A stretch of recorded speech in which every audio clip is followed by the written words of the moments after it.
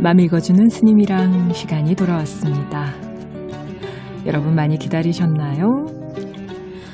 우리 지금 제가 마음치유학교에서 북클럽을 진행하고 있죠. 매달 세 번째 금요일 저녁마다 만나 뵙고 있는데요. 한 달에 한 권씩 책을 읽고 있습니다. 영성에 관련된.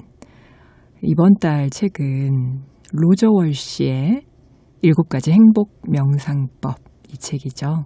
오늘이 그 마지막 시간입니다. 네, 이 두꺼운 책을 4번에 걸쳐서 읽으려니 쉽지는 않네요.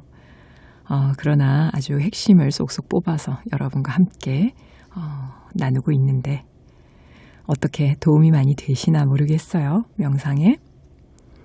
로저 월시가 제안하고 있는 명상법, 네, 7가지 무엇이 있는지 한번 좀 정리를 해보고 갈까요?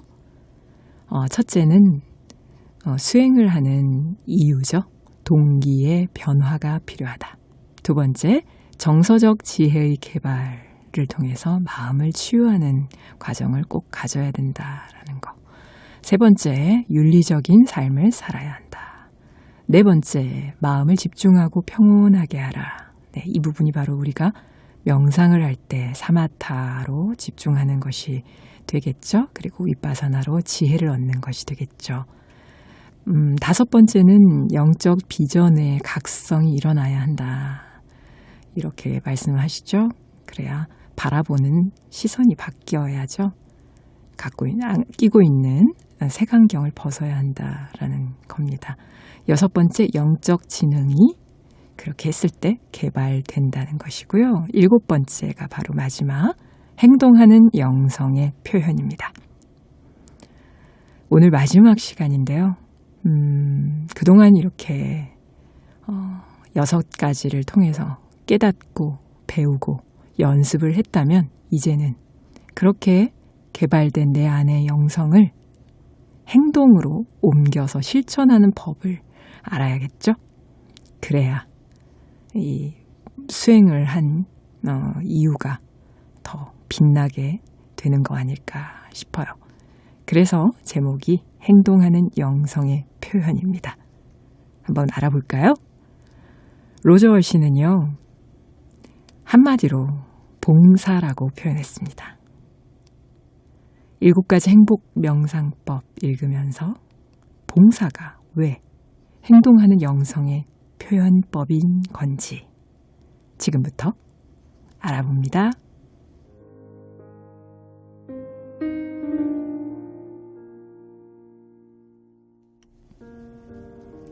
위대한 종교 전통의 주장이 옳고 베푸는 일이 진정 큰 만족감의 원천이라면 왜 그것은 종종 희생으로 다가오는 것일까? 그 대답의 핵심은 윤리적이고 사랑하는 마음으로 살아가는 것과 마찬가지로 열린 마음으로 베푸는 것 또한 개발되어야 할 기술이므로 처음에는 실천하기가 좀 어려울 수도 있다는 것이다. 그러나 우리가 성숙해지면 관용도 함께 성숙하고 영적인 삶이 더 깊어지면 나중에는 관용이 자발적이면서도 즐겁게 샘솟게 된다. 위대한 종교들은 서로 돕는 것을 단순한 의무 이상으로 중요하게 간주한다. 즉, 그것을 인간의 핵심적인 욕구로 보고 있다.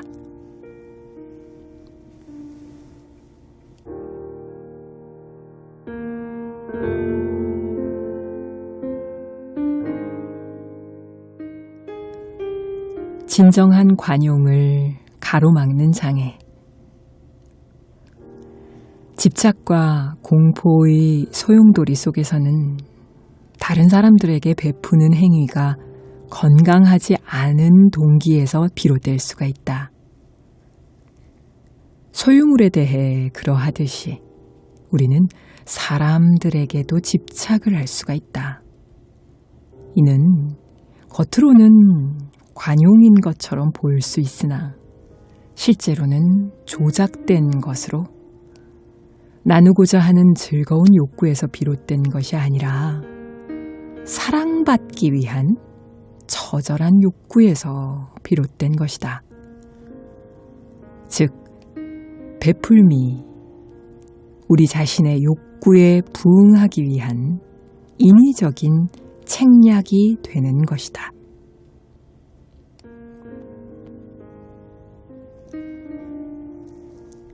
관용의 성숙.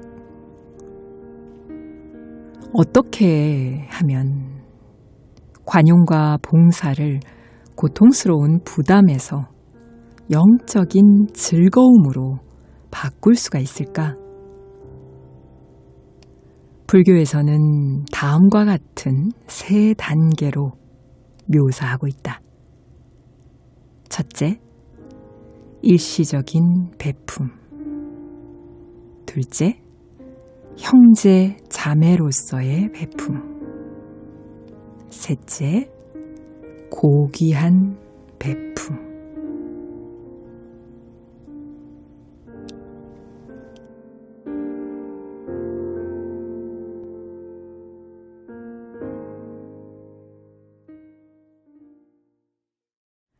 네, 지금 로저 월시의 7가지 행복 명상법 중에서 오늘은 행동하는 영성의 표현법 함께하고 있는데요. 로저 월시는 봉사에 대해서 얘기를 하고 있습니다. 봉사가 바로 이 영성이 밖으로 행동으로 표현되는 모습이다. 근데 봉사를 하다 보면 여러 가지 장애들이 있죠. 대표적으로 이렇게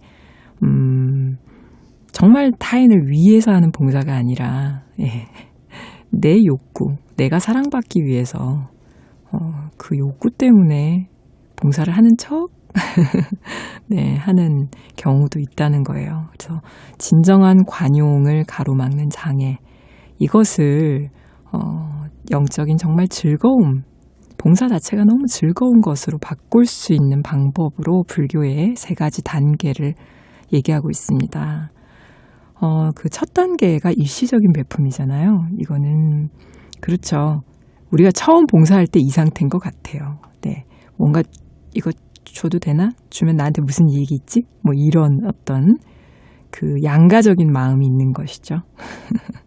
네, 그 두려움이 아직 있는 상태라서 완전한 베품이 안 되고 또 지속되지를 못합니다. 그러다가 이제 그렇더라도 꾸준히 하다 보면 2번째, 형제 자매로서의 베풀미 가능해진다는 거죠. 마치 모든 사람들이 나의 형제 자매인 것 같은 느낌으로 나의 이 갖고 있는 것을 베풀므로써 내가 같이 행복해지는, 그리고 다른 사람이 행복해하는 걸 보면서 나도 행복해지는, 우리 왜 형제 자매 또 가족이 잘 되면 나도 기쁘잖아요. 그런 느낌인 거죠. 그러다가 근데 이것도 뭔가 한계는 또 있다는 거예요. 네, 3번째 단계가 되면 이제 진짜 관용이 제대로 개발이 되면서 그냥 스스로 뭘 노력해서 하는 게 아니라 서서히 그냥 자연스럽게 베푸는 게 삶이 돼버리는 그런 단계인 것 같아요. 이게 진짜 이렇게 정도가 되면은 봉사가 영적인 수련이 되고요. 또 가피가 되고 또 즐거움으로 되는 것 같습니다. 여러분 지금 봉사하고 계신다면 나는 지금 어떤 단계의 봉사를 하고 있나 한번 들여다보셔도 좋을 것 같아요. 노벨 평화상 수상한 그 인도의 시인 있죠. 타고르. 이분은 봉사가 이렇게 수행이 되는 것에 대해서 딱 2줄로 요약을 하셨더라고요. 나는 삶이 봉사라는 사실을 깨달으며 보았다. 나는 행동하고 보았다. 봉사는 즐거움이라는 사실을. 이것을 깨달았다고 하십니다. 봉사자로서의 희열감 느껴볼 준비 되셨나요?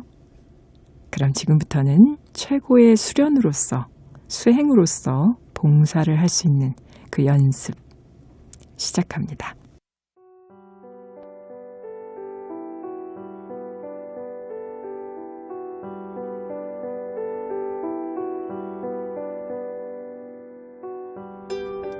연습 1.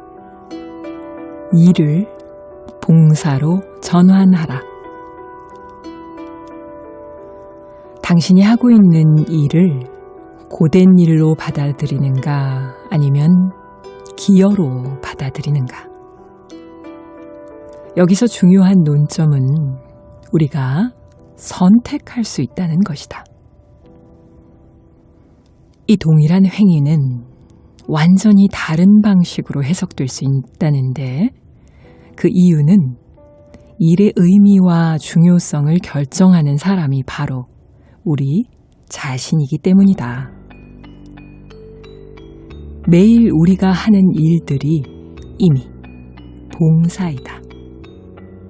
그러나 그것을 고된 일로 여기느냐, 봉사로 여기느냐는 당신에게 달려있다.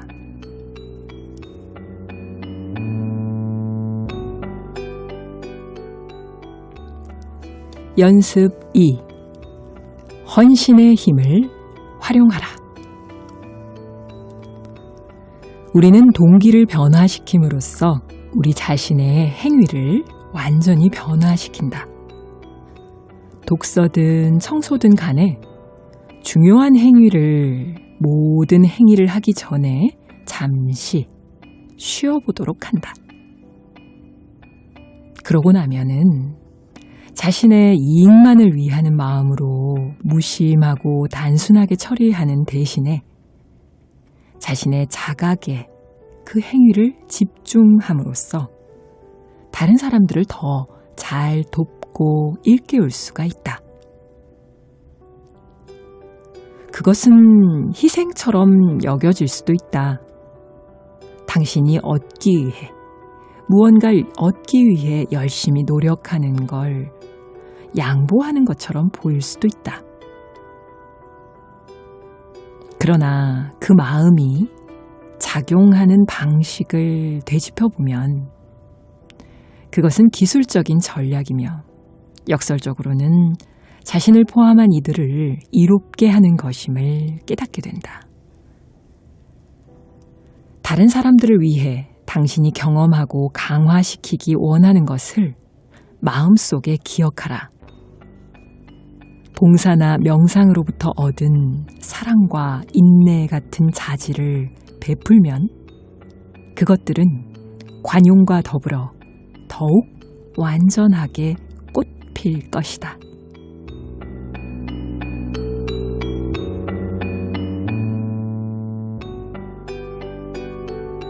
연습 3. 고통을 자비심으로 변화시켜라. 한 연구에 따르면 하강적 비교, 즉 더 나쁜 상태에 있는 누군가와 자신을 비교하는 것은 우울과 고통의 감정과 싸우는데 효과적이라고 한다. 또한 그것은 자비심을 배양하는 효과적인 수단이 될 수 있다. 이 연습을 위해 당신이 가지고 있는 몇 가지 어려움에 대해 살펴보아라. 그것은 물질적인 것일 수도, 심리적인 것일 수도 있고, 또 영적인 것일 수도 있다. 이 연습을 위해 당신이 가지고 있는 몇 가지 어려움에 대해 살펴보자. 그 다음에는 같은 유형의 어려움이나 그와 관련된 어려움으로 당신보다 더 고통받고 있는 사람들을 생각해보라. 당신이 고통에서 벗어나고 싶은 것과 마찬가지로 그들도 벗어나고 싶어 한다는 사실을 깨달아라. 그들이 고통에서 벗어나는 것을 소망하든 기도하든 그들에 대한 자비심이 우러나오도록 하라.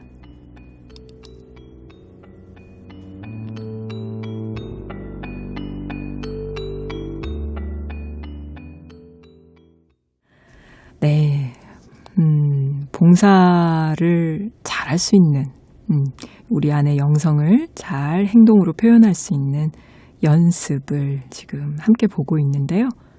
일을 봉사로 전환하라. 헌신의 힘을 활용하라. 고통을 자비심으로 변화시켜라. 까지 보셨어요. 그래요.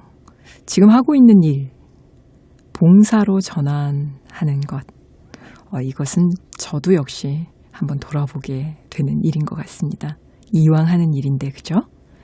그렇게 되면 삶이 굉장히 질적으로 성장될 것 같습니다. 여러분 생각은 어떠세요?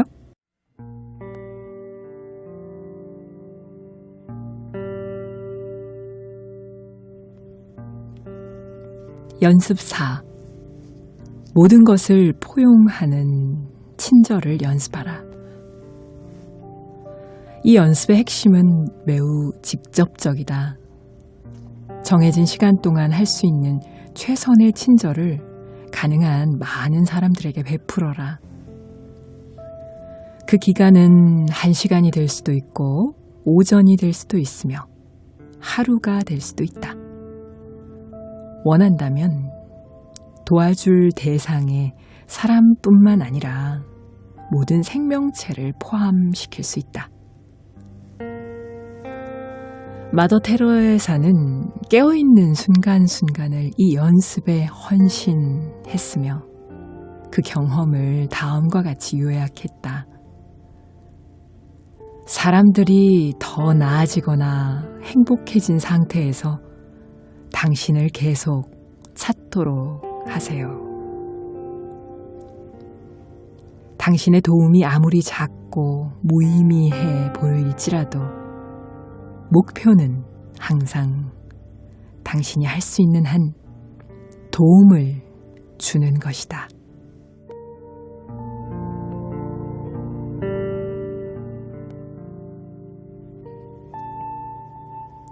연습 5. 깨어있는 봉사를 하라.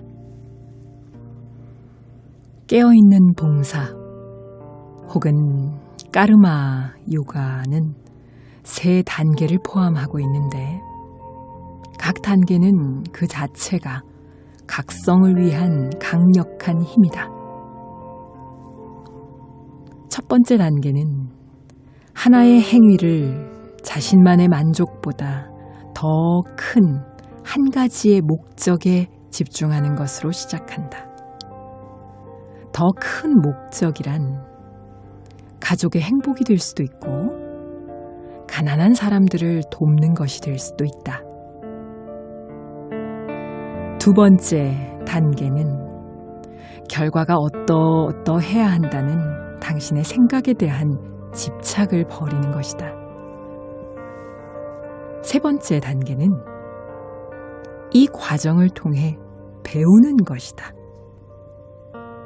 보다 더 큰 목적을 위해 헌신하고 특정한 결과에 대한 집착을 알아차리고 떨쳐버리는 전 과정을 학습함으로써 당신은 그 기여를 깨어있는 봉사로 변화시킬 수 있다.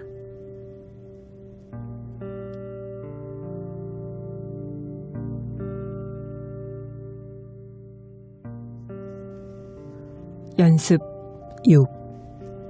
익명으로 베풀어라. 베푸는 행위 자체에서 흘러나오는 행복한 감정은 칭찬을 받는다든가 답례로 선물을 받는 것과 같은 보상과 관련된 감정과 섞이게 된다. 그러므로 칭찬이나 답례품을 바라지 않는 익명의 선물을 주는 것은 소중한 학습 경험이 될 수 있다. 익명으로 베푸는 행위는 위대한 종교인들의 전통에 의해 오랫동안 칭송되어 왔다. 물론 부모님들은 주기적으로 이 익명의 베풀음을 실천한다. 즉, 그들은 크리스마스 양말을 산타클로스의 선물로 채우고 아이들이 기뻐하는 모습을 즐긴다. 자선단체에 기부금을 보내는 것과 같은 일을 하나의 연습으로 삼아서 익명의 선물을 하는 것은 매우 유익할 것이다. 익명으로 줄 선물이 있는가? 그렇다면 선물을 주고 일어나는 느낌을 한번 지켜보라.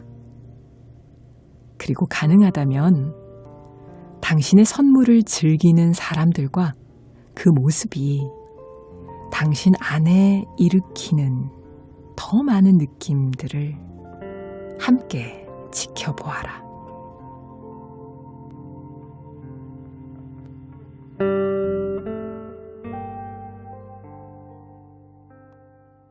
네, 봉사도 참 훈련이 필요하네요. 이 6가지 방법을 연습하는 것만으로도 참 훌륭한 명상을 하는 게 될 것 같습니다. 특히 깨어있는 봉사를 하는 것은 우리가 명상 상태에서 해야 내가 지금 어떤 마음으로 이 일을 하고 있는지 알 수가 있겠죠. 작은 것부터 놓치지 않으려면 잘 보아야 할 것 같습니다. 누구보다도 많은 선행을 했을 간디, 마하트마 간디조차도 이런 말씀을 하셨네요. 당신이 행하는 거의 모든 일을 무의미하게 볼 수도 있다. 그럼에도 불구하고 그 일을 하는 것은 매우 중요하다. 한 달 동안 함께 읽은 로저 월시의 7가지 행복 명상법 어떠셨나요? 우리 안에 이미 우주가 존재합니다.